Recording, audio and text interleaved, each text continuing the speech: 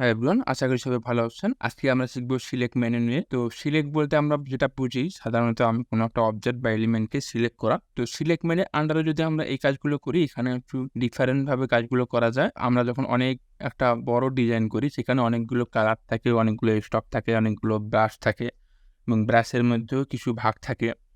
স্টকের মধ্যে কিছু ভাগ থাকে, যেমন এটা হচ্ছে সলিড স্টক, এটা হচ্ছে গ্রেডিয়েন্ট স্টক। তো এই যে বিভিন্ন কালার কম্বিনেশন বা অবজেক্টের কম্বিনেশনে আমরা যে ডিজাইনটা তৈরি করব, তখন যদি আমরা নির্দিষ্ট একটা কালার বা নির্দিষ্ট একটা স্টক বা নির্দিষ্ট একটা গ্রেডিয়েন্টকে চেঞ্জ করতে চাই, তখন কিন্তু একটা একটা করে খুঁজে খুঁজে বের করে সেটা করা আমাদের পক্ষে খুব ডিফিকাল্ট হয়ে যাবে। তো সেক্ষেত্রে কাজগুলোকে সহজ করার জন্য আমরা সিলেক্ট মেনুটা ব্যবহার করব। তো এখানে যে প্রথমে যে অপশনটা আসছে সিলেক্ট অল, এটা আমরা অলরেডি জানি যে সিলেক্ট অল মানে হচ্ছে একটা আর্টবোর্ড এবং ওয়ার্ক স্পেস, মানে এই যে পুরো ওয়ার্ক স্পেস, এটা যদি কোনো বাইরেও কোনো অবজেক্ট হয় সেটা সহ যদি আমরা সিলেক্ট অল দিই, এটা সহ আমরা সিলেক্ট হবে। এটা মূলত সিলেক্ট অল। তারপরে অল অন অ্যাক্টিভ আর্টবোর্ড, মানে এই আর্টবোর্ডের ভিতরে যতগুলো অবজেক্ট আছে সবগুলো সিলেক্ট হবে। আমি যদি এটাকে দিই, দেখেন আমার এই আর্টবোর্ডের ভিতরে যতগুলো অবজেক্ট বা এলিমেন্ট আছে সবগুলো এখানে সিলেক্ট হলো। তো এগুলো রিসিলেক্ট, তো এগুলো আপনারা অলরেডি জানেন, এটা আমরা বুঝাচ্ছি না। তো আমার এখানে বেশি যে ইম্পর্টেন্ট সেটা এই সেম এবং অবজেক্ট। এখানে সেম এবং অবজেক্টের যে কাজগুলো আছে এটা আমরা একটু বেশি করে দেখবো, কারণ ডিজাইনের ক্ষেত্রে আমাদের মূলত এই দুটো অপশনেই বেশি ব্যবহার করা হবে। তো প্রথমে যদি আমি একটু বুঝাই আপনাদের, ধরেন যে আমি এই অবজেক্টটা সিলেক্ট করলাম, এখান থেকে যদি আমি সিলেক্টে আসি, সিলেক্ট থেকে সেম অ্যাপিয়ারেন্স, মানে এই অবজেক্টের মধ্যে যতগুলো অবজেক্ট আছে সবগুলো এখানে সিলেক্ট হলো। এই দেখেন, আমি যদি একটু মুভ করে দেখাই, দেখেন এটা অটোমেটিকলি আমাদের এই তিনটে অবজেক্টে বা তিনটে রেক্ট্যাঙ্গেল অটোমেটিকলি সিলেক্ট হয়ে গেলো। আমি কন্ট্রোল জেড দিলাম। সেম ভাবে এখানে আরো অনেকগুলো অপশন আছে, যেমন blending mode, fill and stroke, fill colour, opacity, stroke colour.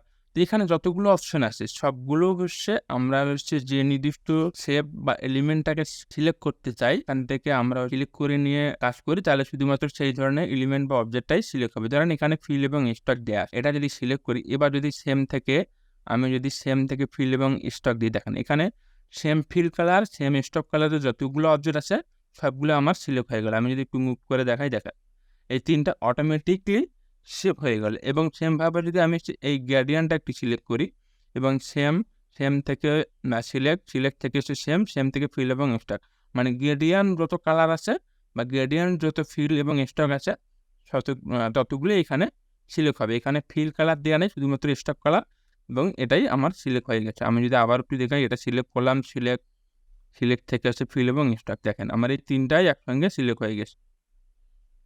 আমি তিনটাকে একসঙ্গে মুভ করতে পারছি। আমি কন্ট্রোল জেড দিলাম। তো এগুলোই মূলত সেম এর কাজ।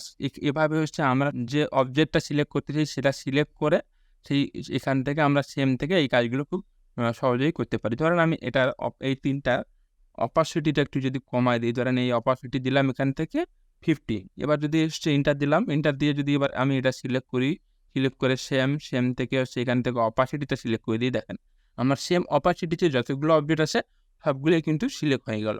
তো সেম ব্যবহারের কাজ মূলত এটা ব্যবহার করা খুব সহজে আমরা কোনো অবজেক্ট এলিমেন্ট সিলেক্ট করতে পারি, যেটা ম্যানুয়ালি সিলেক্ট করতে গেলে আমাদের অনেক সময় লাগবে বা অনেক কষ্ট হবে। তো এখান থেকে আমরা same object, element, field, stock, colour, তো যতগুলো অপশন এখানে দেওয়া আছে সবগুলো আমরা এভাবে সিলেক্ট করে নিতে পারি। আমি সবগুলোই দেখাচ্ছি না, কারণ একটা যেভাবে আমি দেখাচ্ছি সবগুলোই সেমভাবেই কাজ করে। আপনারা সেমভাবেই এগুলো দেখে নেবেন। আমি অবজেক্ট থেকে যদি একটা দেখাই, এখানে দেখাচ্ছে ব্রিস্টল ব্রাশ, আর ব্রাশ স্ট্রোক। মানে ব্রাশটা দুই ধরনের হয়। আমি যদি ব্রাশ ক্লাসটা যদি আপনারা দেখেন তাহলে বুঝতে পারবেন।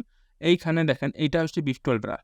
আমি যদি এখান থেকে ব্রাশটা নেই, এটা ব্রিস্টল ব্রাশ। এখানে আমি দুটা দিলাম এবং এখানেও একটা দিলাম। এবং আমি যদি এগুলোকে একটু ডিলিট করে দিই, এখান থেকে তিনটা নিলাম এবং এখান থেকে আরেকটা ব্রাশ নিলাম, যেমন এই হার্ড ব্রাশটা নিলাম, নর্মাল ব্রাশ, এটা সিলেক্ট করলাম বা এটা নিলাম। তো যেখানে আমি তিনটা ব্রাশ অ্যাড করলাম। এখন যদি আমি এইটা সিলেক্ট করে সেম থেকে অবজেক্টে আসি, এখান থেকে দেন ব্রাশ স্টক, এখানে আমার যতগুলো ব্রাশ স্টক আছে সবগুলোই দেখেন এখানে সিলেক্ট হয়ে গেল। এবার যদি শুধুমাত্র আমি এটা সিলেক্ট করে এখান থেকে সেম থেকে শুধুমাত্র এখান থেকে অবজেক্ট থেকে এখান থেকে ব্রিস্টল ব্রাশ স্টকটা দেই, শুধুমাত্র দেখেন এই যে আমার ব্রিস্টল যে ব্রাশ স্টকগুলো ছিল, এই যে তিনটা, শুধুমাত্র এই তিনটা সিলেক্ট হলো। কিন্তু প্রথমবার আমরা সেই ব্রাশটা দিয়েছিলাম, কারণ আমাদের এখানে সবগুলোই ব্রাশ।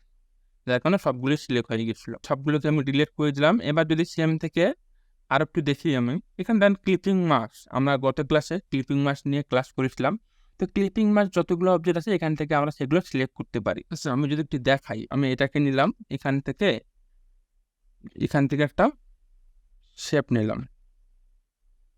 এই শেপটাকে আমি নান কালার করে দিলাম এবং এটাকে আমি ক্লিপিং মার্কস করে দিচ্ছি। এখান থেকে মেক ক্লিপিং মার্কস। সেমভাবে এখানে ক্লিপিং মার্কস দিলাম, এখানে একটা ক্লিপিং মার্কস দিলাম। এগুলা কিন্তু আমাদের সার্কেল না, এগুলা কিন্তু প্রত্যেকটা একটা করে ক্লিপিং মার্কস। এবং এখান থেকে যদি আমি একটা সার্কেল ড্র করি, এটা কিন্তু আমাদের একটা সার্কেল। আমি যদি এটাকে একটু রাইট ক্লিক করে দেখাই, দেখেন রিডিউস ক্লিপিং মার্কস, মানে আমি একটা রিয়াক্ট্যাঙ্গেলকে হচ্ছে এখানে ক্লিপিং মার্কসে পরিণত করেছি। তো আমি এটাকে ক্লিপিং মার্কস করে দিলাম আবারও।